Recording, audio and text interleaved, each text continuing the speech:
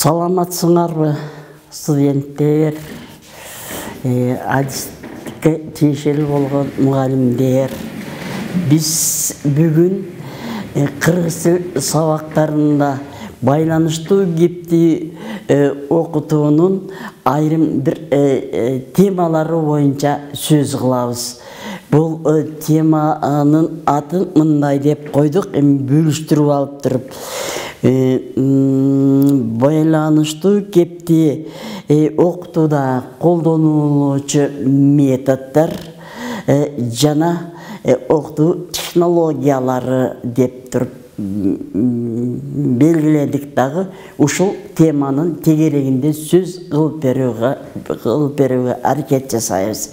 Демек, жалпы айта турган сөз, мектеп программасында кыргыз тил сабактарында окуучулардын кийүүн өстүрүү, коммуникативдик жактан тарбиялоо, таанып билүүчүлүгүн арттыруу эң негизги милдеттерден болуп саналат.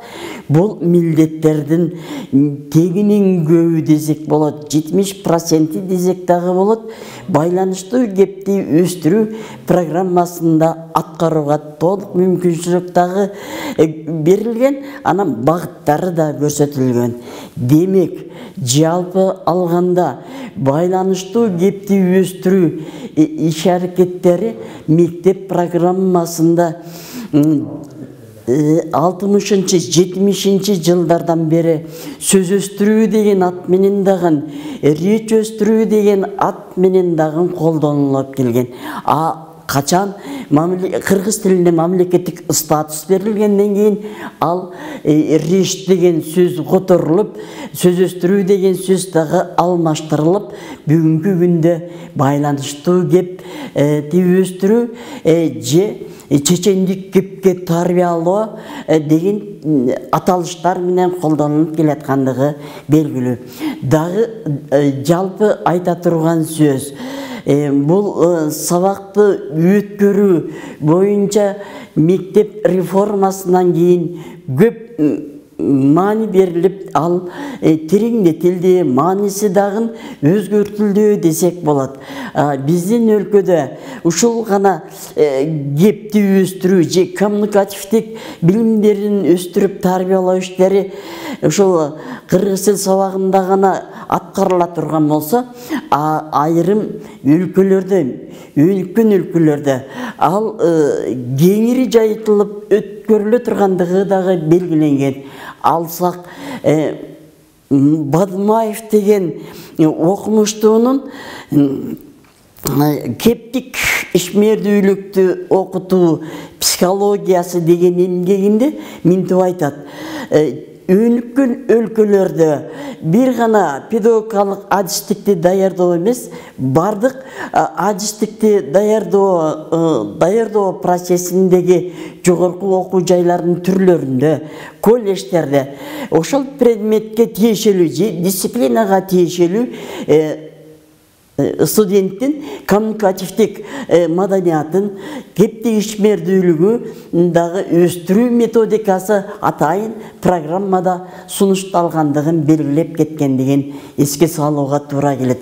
Бирок ошого карабастан бүгүнкү күндө биздин байланыштуу кепти өстүрүү иши демек кыргыз тил сабактарында көбүрөөк атайын бөлүм катары окутулат дагы, ал эми башка предметтерди окутууга тиешелүүлүгү байланыштырылып, предмет аралык байланыштырылып окутулуп, ал боюнча квалификациялык бир билим берилип аткандыгын дагы белгилөөгө болот. Эми бул жерде кепти өстүрүүдө бир эң негизги белгилей турган жактары тил предметин окутууда адис мугалимде тил предметинин закон ченемдери, анын практикалык материалдары бүтүндөй көпчүлүк учурда практикалык иш менен байланыштырылгандыгына адам баласының өсіп келе жатқан баланың логикасы менен, психологиясы менен тығыз байланыштырылып, ал өстіріле тұрғандығы, қалыптандырыла тұрғандығы белгіленіп, бұл бойынша кластық этаптар менен білім берілгендігі, анан кейінгі өлкөнүн, коомдун өсүүнү үчүнө да тығыз байланыштырылып, ал билим бериле тургандыгын далилдейт десек болот. Эми кыскача муну айтып кетейин. Байланыштуу кептин материалдарын окутуу методикасы боюнча бир топ эмгектерди белгилөөгө болот. Алсак улуу окумуштуу Калкабай Калкыбыштын классикалык эмгегинде берилген сөз өстүрүү методикасы дегенден баштап бүгүнкү күндө көп атайын эмгектердин жарык көргөндүгү белгилүү. Алсак профессор Жеңиш Чымановдун эмгеги бар. Атайын ушул темага менен байланыштырылып иштеген педагогика илимдеринин доктор Венера Мусаеванын эмгеги бар. Андан башка дагы атайын методикалык эмгек катары жарык көргөн Ишиевдин китеби, анан кийин өзүмдүн китебим бар. Муну көпчүлүк эл тааныса керек. Бул бир топ жыл болуп калды. 3-чү жолу оңдолуп жарык көргөн. Бул эмгекти иштөөдөн мурун байланыштуу кепти окутуу программасы деген программаны иштеп чыгып, ал программанын негизинде анан тигил методикалык эмгекти материалдарын түзүп, структурага салып, закон ченемдерин иштөөгө туура келди. Эми байланыштуу кепти өстүрүү иши жалаң эле тилдин закон ченемдери менен же болбосо педагогиканын дидактикалык принциптери менен гана окутулуп билим берилбестен, ал ошондой эле баланын курагына жараша, баланын жаштык мезгилине жараша психологиялык закон ченемдердин, логикалык закон ченемдердин негизинде дагы түзүлүп, ал көп жактуу байланыштуулук менен өзүнүн мазмунун түзөт десек болот. Ал эми тиги психология илиминин материалдарында, демек биология, медицинанын дагы башка бөлүмдөрү менен дагы байланыштырылып, ал кептик бир түшүнүктөр такталгандыгын да, анан өзгөчө жактары да айтылгандыгын белгилүү. Булар көп окумуштуулар менен сонушталгандыгын. Эми кепти окутуу иштерин жүргүзүүдө жана уюштурууда атайын алардын окутуу принциптери көп эмгектерде сунушталган. Кыргыз тилин окутуунун методикасына тиешелүү эмгектердин көп түрлөрүндө сунушталгандыгы. Биз байланыштуу кепти окутуу методдорун сунуштоого аракет кылдык. Демек, принциптерин эске албай туруп, кандай методдорду сунуштап, кандай методдордун негизинде окуучунун кебин өстүрүү иштери жүргүзүлө тургандыгын тактабай туруп, методдорду сунуштоого дагы мүмкүн эмес. Демек, кыргыз тилин окутуу иш аракеттеринде кичине программага токтолууга туура келет. Ар бир класста байланыштуу кепти өстүрүүгө атайын саат берилген.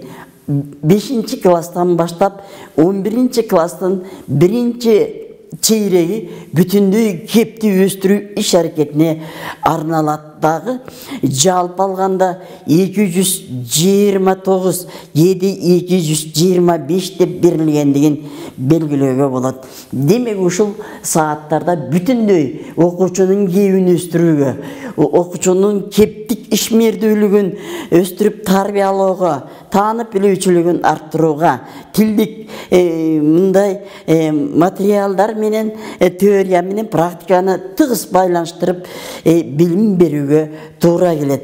Дагы айта турган нерсе,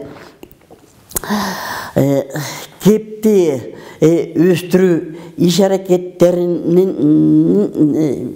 сунуш кылынган методдорду жогоруда айттым, айрым эмгектерде да методикалык эмгектерде сунушталгандыгы, тиги тилди окутууга сунушталган методдорду да камтуу менен бирге кепти өстүрүүгө атайын арналган тиешелүү болгон методдорду дагы айтууга да белгилөөгө дагы болот.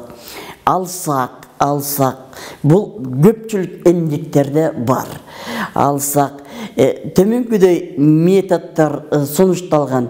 Биринчи мугалимдин сөзү же баяндамасы, экинчи аңгеме методу, андан ары түшүндүрүп иллюстрациялоо методу, андан дагы репродуктивдүү метод, продуктивдүү метод, проблемалуу метод деген методдор сунушталып, азыр ал эмгектерде дагы, басма сөздөрдө дагы белгиленип, колдонулуп келе жаткандыгын биз ошол жактардан таанышууга боло тургандыгын айтсак болот.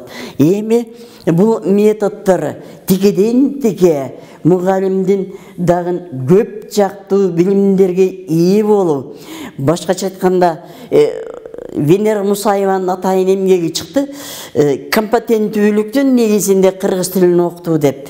Анда бардык бөлүмдөрдү окутууга тиешелүү болгону менен, бирок тигеден-тиге ушул кепти өстүрүү ишине ал эменин компетенттүүлүктүн бир пункттары тиешелүү экендигин дагы билгизек болот. Негизги метод катары эсептелинет дагы биринчиден мугалимдин сөзү ар тараптуу таанып билүүчүлүгү менен өзүндөгү компетенттүүлүктү эң жогорку деңгээлин көрсөтүү менен пайдаланат дагы окуучунун тилге кызыктыруусу, өзүнүн сөзүнүн жоопкерчилигин арттыруусу, ою менен сөзүнүн дайыма айкалыштырылып, турмушта чагылдырыла тургандыгы дагы белгиленген.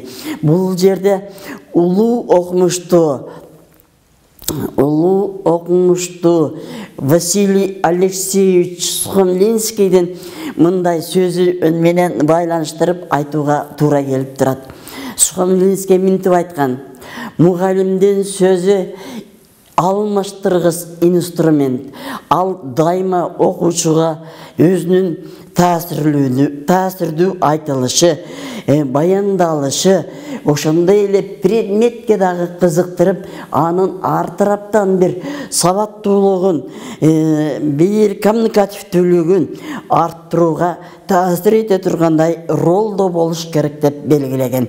Демек, ошол мугалимдин сөзү дайыма бир гана ушул кепти өстүрүүдө эмес, бардык учурда ал өзүнүн милдетин да, жоопкерчилигин да так аткаруу менен таасирдүү болуп, негизги метод катары эсептелиниши керек. Эми экинчи бир жогоруда айттым, аңгеме методу. Бул аңгеме методу демек атыга айтып тургандай эле мугалим менен окуучунун пикир алышуусу, ар кандай суроолорду мугалим даярдап келип, окуучу менен алардын бир тема боюнча же материал боюнча пикир алышуусу. Демек, кайсы бир жака көңүлдү буруп, суроолор боюнча көңүлдү буруп, ал боюнча жоопторун алуусу бұл жерде эме кылынат. Мындай негизги милдет катары эсептелинет. Аңгеме методу демек өтүлгөн материалдар боюнча анан кийинки материалдар темага карата окуучуларды даярдоо боюнча жүргүзүлөт дагы. Бул жерде эң негизги дагы бир рол окуучунун ар биринин эмнеге жөндөмдүү, эмнеге кандай ойдо ал жооп бере алат, кандай жооп берүүгө мүмкүнчүлүгү бар, аларды аныктоого дагы бул жерде шарт түзүлөт. Ал өзүндү билдире билүү, анан кийин алардын кийиндеги адабий тилдин нормативтеринин колдонулушу дагы эске алынып, демек кайсы тараптар боюнча өздөрүнүн бир кызыгуусу, өздөрүнүн бир таанып билүүчүлүгү же маалыматтуулугу дагы эске алынышы мүмкүн. Бул бир чети аңгеме методу дайыма прогрессивдүүлүктү камтып турушу мүмкүн.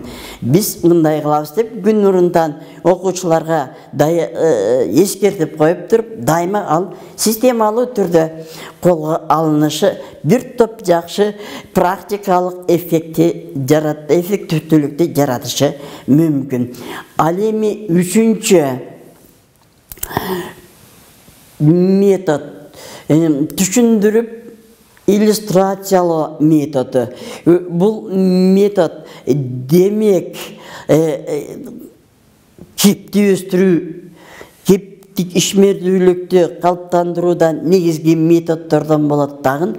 Мында окутуу темага тиешелүү болгон дидактикалык материалдардын түрлөрүн пайдалануу менен мугалим сабакты өтүп, кайсы бир тармак, кайсы бир өсүп өнүккөн жактар система боюнча сөз кылышы дагы ошо жак боюнча жалпы таанып билүүчүлүгүн арттырышы дагы мүмкүн.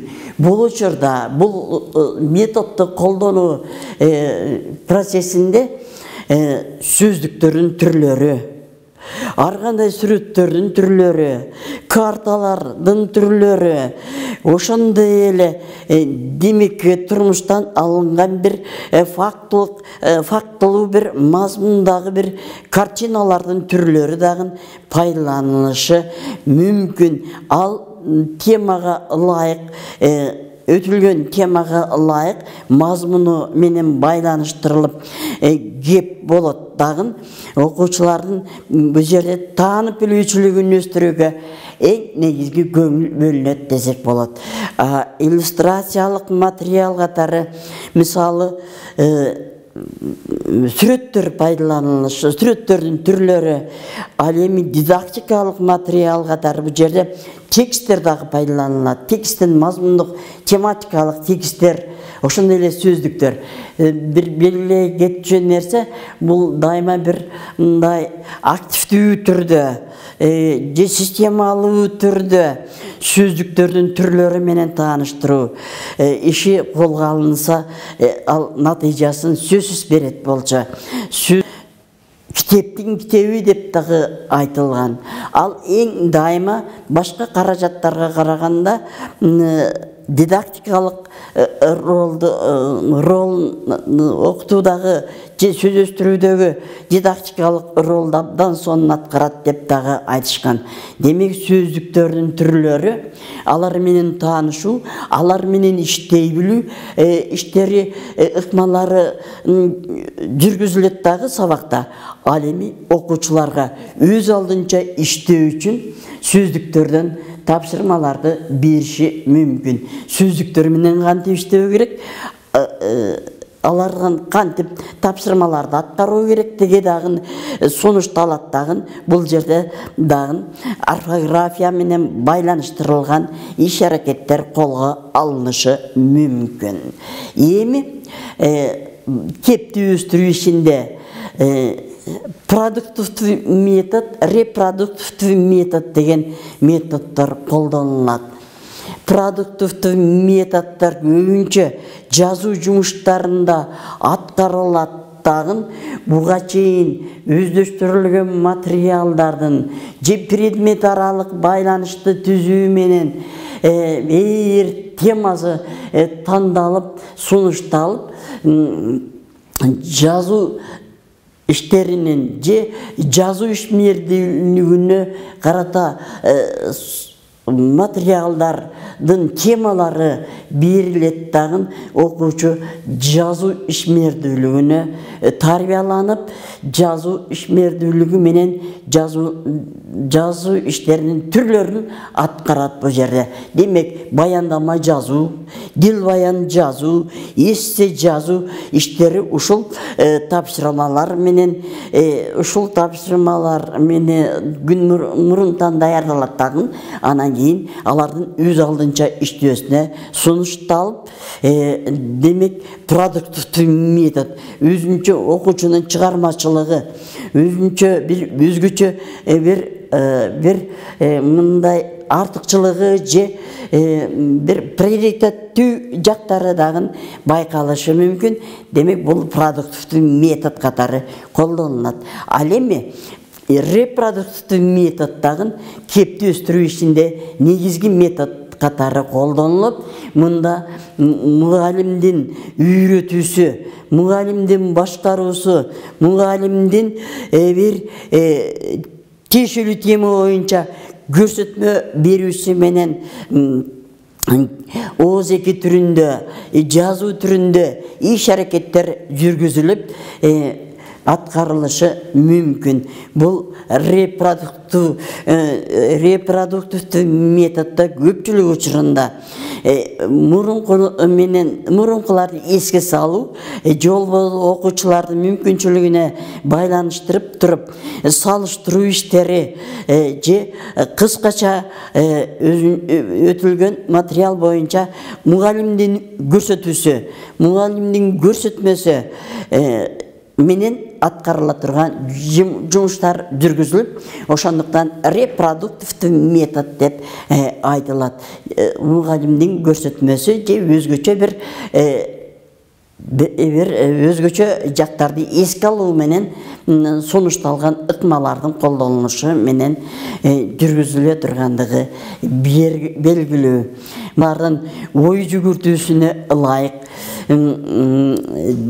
ошол психологиялык өзгөчөлүгүнө ылайык таштырылып, суроолор даярдалат дагы. Ал ооз-2 түрүндө же жазуу түрүндө аткарылышы мүмкүн.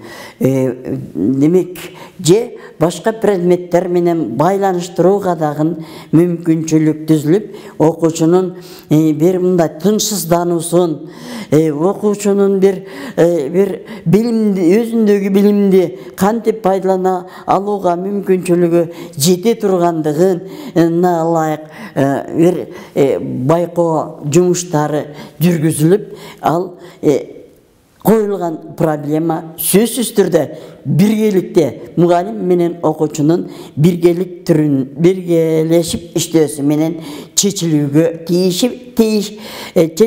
тийиш. Ал натыйжасын демек ишенимдүү түрдө мындай чыгарууга мүмкүн. Өчүрүп турчу.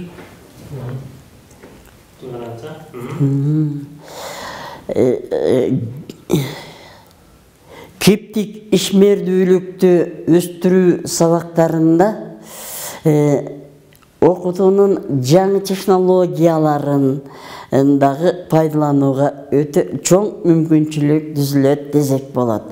Анткени бул жерде биргелешип иштөө, окуучулардын сунуштарын кадимки инсан катары баалап, аларга мындай ишеним көрсөтүү менен мамиле жасап, алардын өз алдынча иштей билүүсү, өзүнүн жоопкерчилигин дагы бир мындай жоопкерчилиги менен берилген нерсени аткара билүүсү бул жерде талап кылынат. Бул окутуунун жаңы технологияларында мугалимдин башкаруусу же стратегиялык ыкмалары менен өтүлө турган материал демек биргеликте үйрөтүлөт дагы көпчүлүк учурда өз алдынча иштөөсү же башка предметтерден алган билимдерин, билгичтиктерин пайдалана билүүсү дагы ишке салынып, окуучунун мугалим менен бир активдүүлүктө мамиле түзүп билим алуусу практикаланат десек болот. Демек, бул жерде дагы кеп өстүрүү ишинде окуучунун өзүн өзү өнүктүрүүсү, өз алдынча ой жүгүртө алуусу, ал башка предметтерден алып алган түшүнүктөрүн, аталыштарын ушул кыргыз тил предметинде дагы колдоно алуусуна бир жол берилип, ошол жактарын өсүп өндүрүү менен тарбияланып иш уюштурулат, сабак уюштурулат десек болот. Демек, бул учурда айта турган нерсе окутуунун жаңы технологиялары боюнча башка предметтер катары кыргыз тилинин методикасы боюнча атайын иштелген 2 бөлүктөн турган эмгек бар. Мамбет Акунов менен дагы бир автордун ишмердүүлүгү менен аткарылган 2 бөлүктөн турган кыргыз тилин окутуунун технологиялары, жаңы технологиялары деген эмгекте көп жактуу бир сунуштар, көп жактуу модельдер, көп жактуу ошол жерде бир мындай окутуунун жаңы технологияларына тиешелүү болгон сунуштардын айтылганын белгилөөгө болот. Мында боюнча дагы окутуунун жаңы технологияларына арналган, пайдаланууга арналган макалалар, колдонмолордун иштелгендигин белгилөөгө болот. Демек, бул учурда окуучунун көбүнчө өз алдынча иштөөсүнө жана инсан катары бардык нерсени акыл эс менен, сезип туюу менен бир мамиле жасап, ага ылайык аталыштарды, ага ылайык терминдерди, ага ылайык сөздөрдү колдоно билүүсүнө көбүрөөк көңүл бөлүнүп тарбиялана тургандыгы дагы белгилүү.